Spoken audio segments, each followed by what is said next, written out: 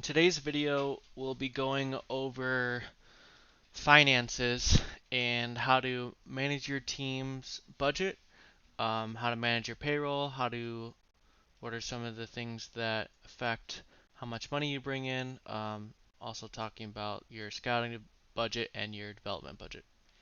Okay, so the main screen for finances is this front office tab. So you can get there by clicking on your team and going to front office. I think there's other ways to get there over here as well. Um, but this is usually how I get there front office. Okay. Um, so in the NABA we have two leagues. We have the ACBL, which is the lower league, and the NABA, which is the higher league. So the budget is somewhat based on how much revenue you bring in. Um, but I set everyone's budget to be the same, and then it'll be higher or lower depending on how much cash reserves you have. And I'll talk about cash reserves a little bit later in the video. But basically for the ACBL it's 170 base, and then for the NAB it's 190 base.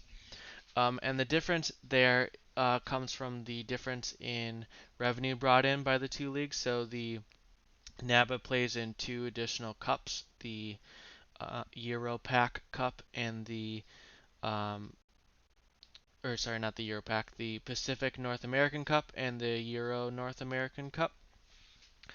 Um, and then everyone plays in the Open Cup, and the Open Cup is the only additional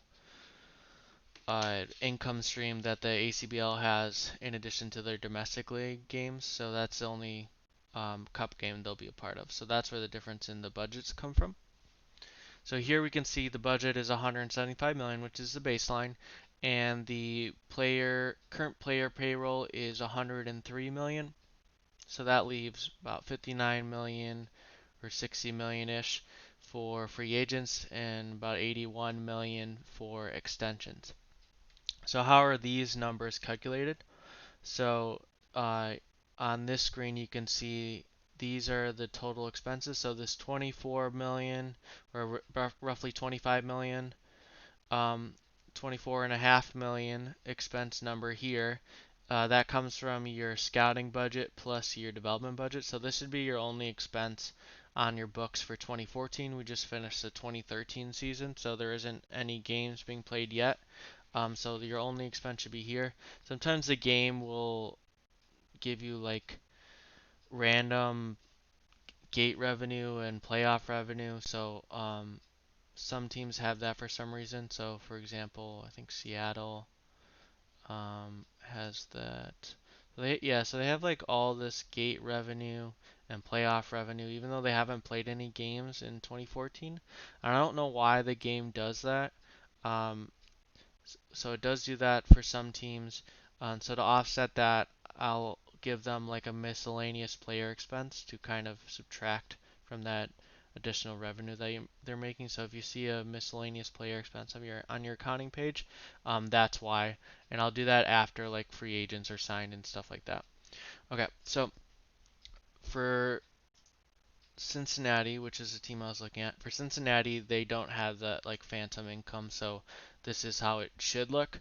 So they have this, which is the sum of these two budgets, and then this is your player payroll plus staff expenses, I believe. And then this total expenses is like all these expenses here, and then the current budget is 175. So this budget room is the difference between these two numbers, and then this is how much cash you have on hand. So then that becomes your total money available, and it's the same thing for next year. So for this extension number, that's based on what your salary is next season. Um, the budget I set it to be equal both years. So it could actually be higher next season than this 175 number, but for extension purposes, I just set it to be equal across the 2 years. So their salary must be dropping. Yeah, it drops from 103 to 80. So that's why on the this page goes from 60 million to 80 million because their salaries are dropping in the following year. So that is where these numbers are calculated. So I set budgets relatively high because I want people to be able to sign extensions. So I wouldn't, this number doesn't matter as much. What matters is like the actual accounting numbers at the end of the year or throughout the season. So I'll walk through those next, and I'll kind of show you what I mean here. So here is your budget tab. So this is the one you want to look at. Um, and then they'll, once the season starts, there'll be like a projected 2014. So I look at that one as well. But for now, I'm just going to look at this budget tab. So here we have, your budget at the top. This is your bank. This is your like starting balance number. So how much cash you have. And then this is your projected gate revenue. So the game just takes what you made last year in gate revenue, and same thing for ticket revenue, and then just brings it forward 1 year. So this number could be higher or lower. So that's something you'll have to keep an eye on. The other thing is media revenue. So I've kind of redone the media revenue and merchandising revenue for both leagues this year. So these numbers should be very similar for everyone. But generally it's based on kind of your market and your popularity and things like that. But these should be, the baseline for it is 30 million national media contract.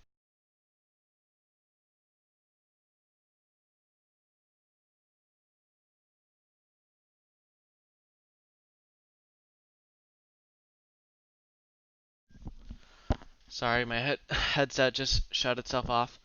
So as I was saying, the um, you get a 1 year or a yearly contract of 30 million for media revenue, national media contract, and then 25 million of local, a year in local media contracts. So that's the 55 million, and that's the baseline for the ACBL. For the NABA, it's 62 million across the two.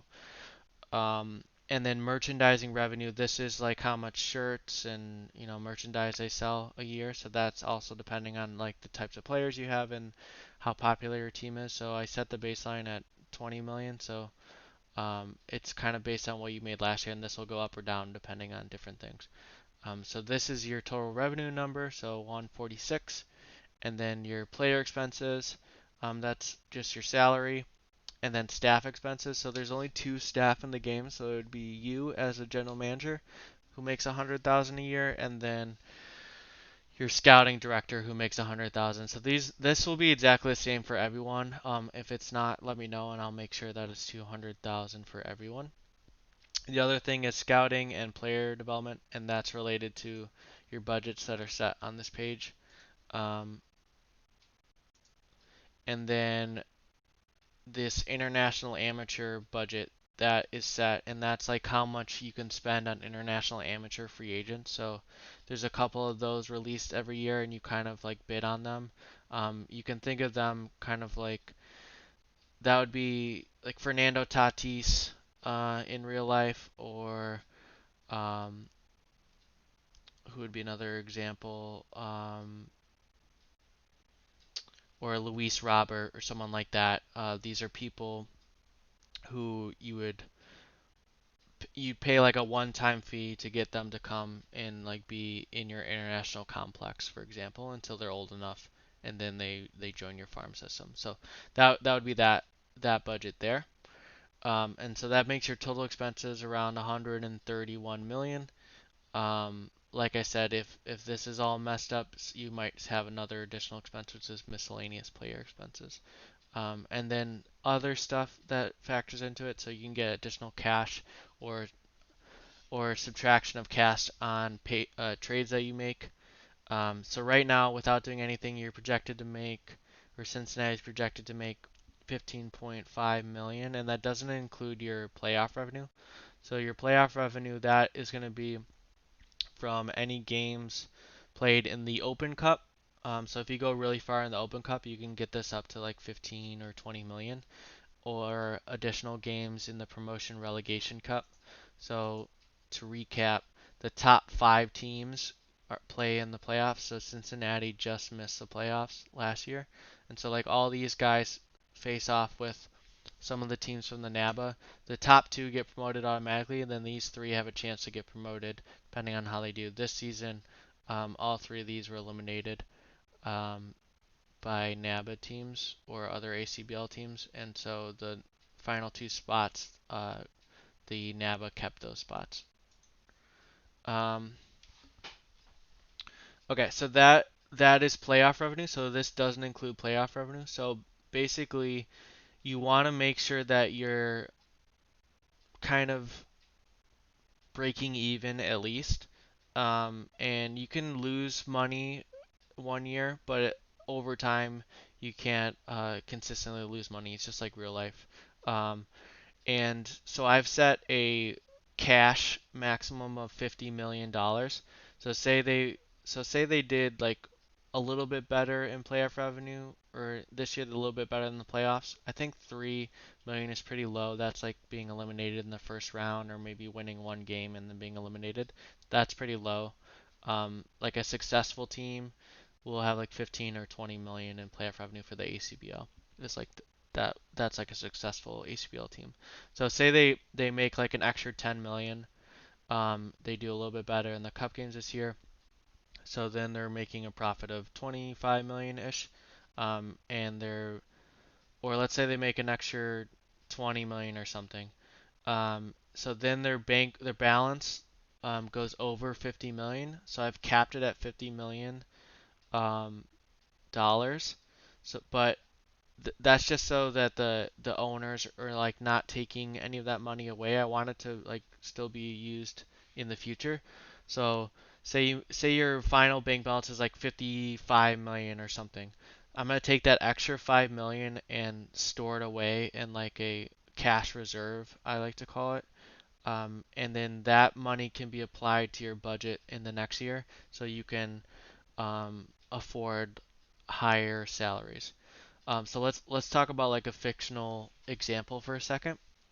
So right now they're gonna make 15 million. Say they make another 5 million here, so they're making like $20 million in profit, which is pretty good. I would say that's a very successful year, financially at least.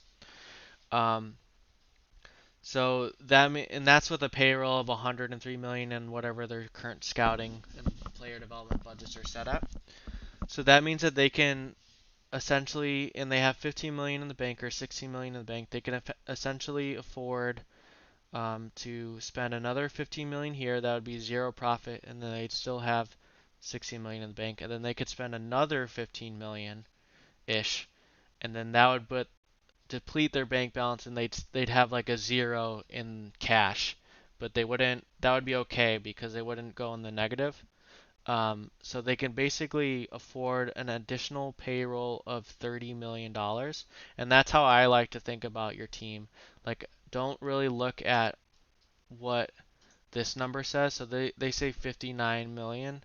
So if you spend 59 million, you would probably have a loss for the season. So you want to kind of do the math a little bit. So the difference here, 15 million cash, 15 million in profit. So then I can have an additional 30 million in payroll essentially, or I can spend an extra 30 million across my scouting and player development budget. So that's how I like to manage my team. Instead of don't like the budget is just there so you can spend more money, but you want to spend according to what the actual numbers are saying. So 130 million player payroll, that should be my around my max for this team to be profitable if they're making the same amount of income as they did last year, essentially. Okay, so the next thing I want to talk about is going back to the screen are scouting development and development budget. I'll talk about development budget first. So this is kind of a black box within OOTP. No one really knows, like how much money how much effect that has on your players. But basically, the idea is that you put more money into your development budget, and then a lot of your prospects will, if they're like a 5-star prospect, they'll be more likely to reach that potential. Or if you have lower level prospects like maybe 2 or 1.5 stars, they have a greater likelihood of becoming better prospects, maybe 3 or 4 stars, for example. Um, so the more money you put into development budget, the more likely your prospects are going to reach their potential or develop potential that they didn't have before. And this is something that I've been doing since the beginning. I am the manager of the Chicago Stars. I just won my first World Series, and I've been maxing this development budget, and I've seen it really work wonders on my prospects. And I now have the #1 farm system in the top league here. So if you go to minor league systems, so you can see I have like a lot of top prospects here. And a lot of those guys are guys who weren't necessarily great prospects at the beginning, but they've developed into good prospects because of that high development budget. So the max development budget you can have is 36 million. So just keep that in mind. Um, but if you're looking to rebuild or build from the bottom up, build a playoff contending team year after year after year, I think development budget is a really nice way to build, that core of prospects that are constantly coming in and replacing your expensive players. So I highly recommend maxing development budget if you can afford it. And for example, this team is only has $103 million payroll, so they could definitely afford that 36 million. Like I said, they have an extra $30 million to spend essentially, so they could spend 16 million here and 14 million somewhere else. Okay, so the next thing I want to talk about is scouting budget. So your scouting budget, this affects how much you can spend on scouting different players. So you can change it here, and there's also the scouting tab, and you can change it here as well.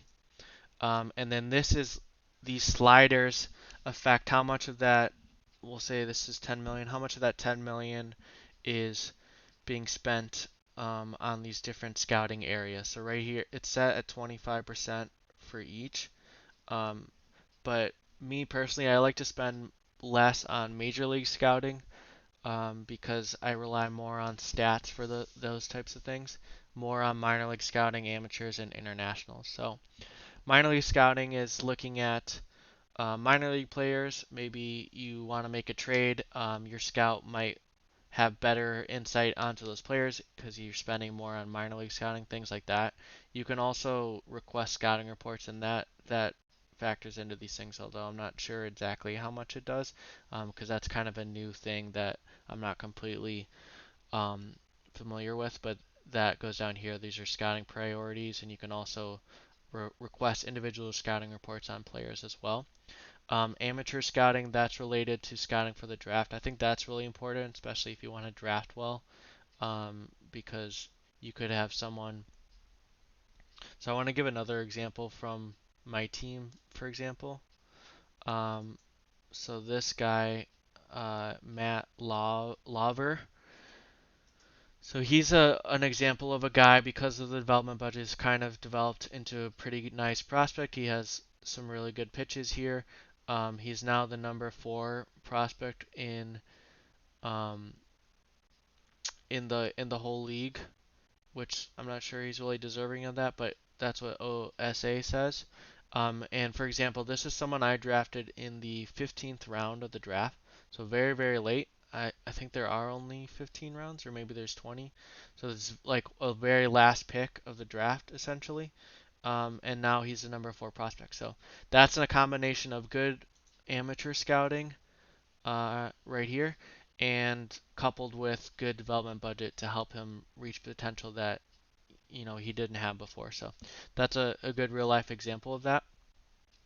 So another thing, the next thing I want to talk about is international scouting. So this is related to both those international amateur free agents that come into the league that you can bid on, but also guys that are discovered by your scout throughout the season.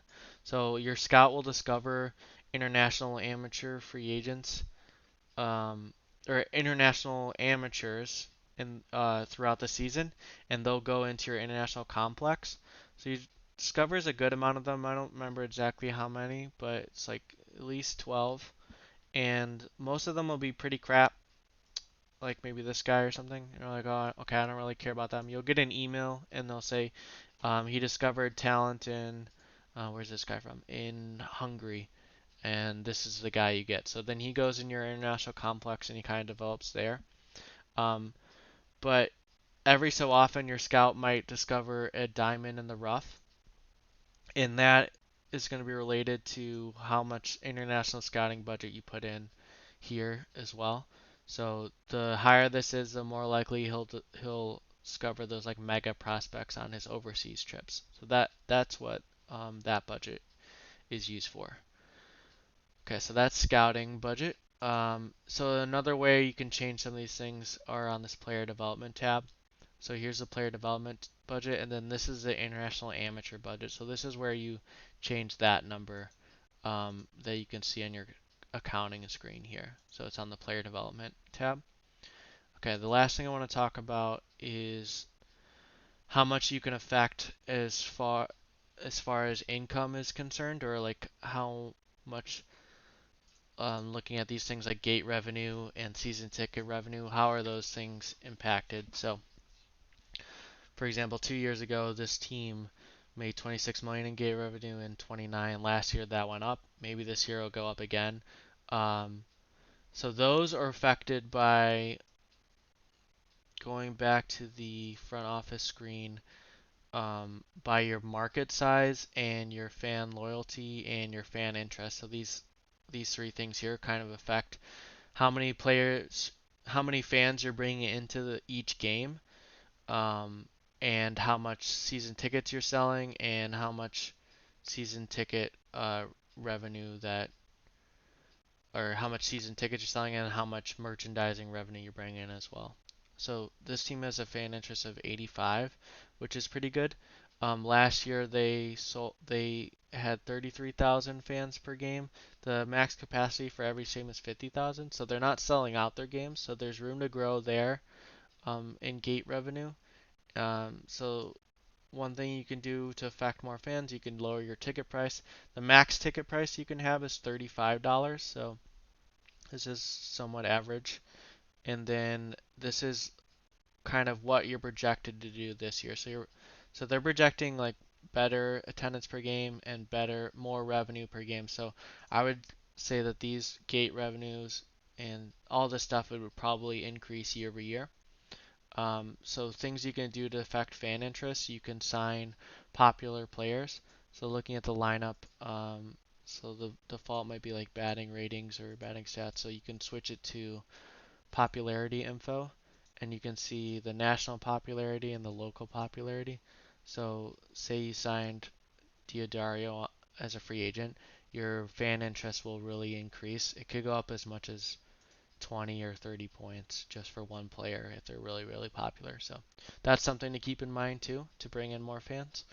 Other things are fan loyalty and market size. So those are things I don't, not sure exactly how they work, but I think if you just keep winning over time or keep selling out games, these fan loyalty and fan interest will increase naturally over time. Something that I'll have to keep an eye on as this league gets more mature. This will be our fifth season that we're starting soon. So still a lot of room to grow here. So I started everyone at average at the beginning. Some of the teams have gotten better.